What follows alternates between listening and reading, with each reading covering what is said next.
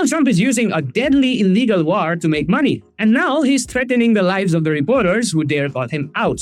Families of fallen soldiers are furious, but instead of answering them, Trump is lashing out and threatening the press. Let's break down exactly what's going on. Recently, 6 American service members lost their lives in an Air Force crash while supporting operations in Iran. And what was Donald Trump doing on the exact same day? He was out golfing in West Palm Beach. The family of 28-year-old tech surgeon Tyler Simons spoke out, saying his death was totally preventable and uncalled for. His grandmother bravely told the news that the families are suffering just because Trump wanted to create a war. The family even put out a statement urging people to take their grief to the ballot box and vote for the heroes who actually lost their lives. So how did Trump respond to the grieving families of the troops he sent to die?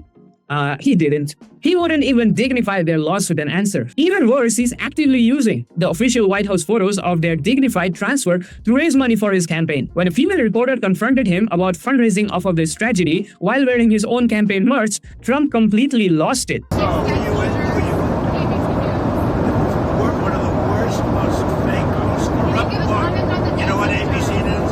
I think it's maybe the most corrupt news organizations on the planet. I think they're terrible. I don't want any more from ABC. Right here, You're much better. Thank you, sir.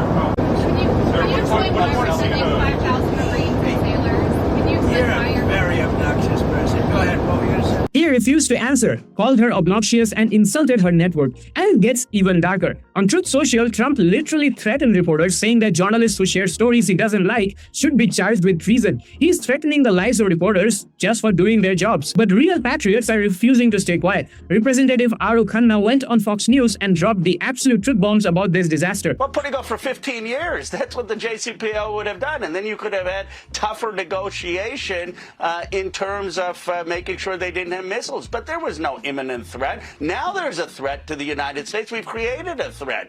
There were no ICBMs that Iran could launch here. Everyone acknowledges they don't have ICBMs. Now we've put our troops at risk. 13 Americans are dead. And I hope we can end this war. I just want the president to declare victory, end the war. I don't want more Americans dying. I don't want $2 billion a day going into the Middle East.